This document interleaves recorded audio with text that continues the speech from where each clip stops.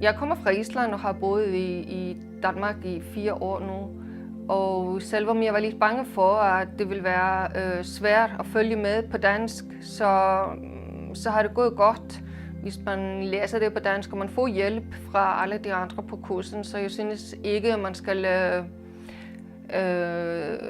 begrænse sig selv, at man ikke kan tage uddannelsen, hvis man ikke kommer fra Danmark, fordi det kan man godt.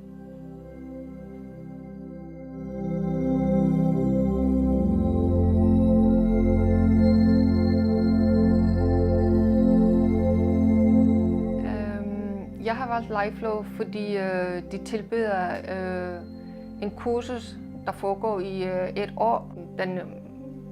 Den akademiske viden fra bøger, men der er altid praktiske øvelser hver gang. Så for mig er det, at jeg bliver mere kompetent. Så den kan arbejde med nogle ting, jeg gerne vil ændre i mit liv. Men så vil jeg også bruge den coachinguddannelse med min kunstuddannelse, hvor jeg kan hjælpe andre, begge to gennem coaching, hvor man bruger også kunst.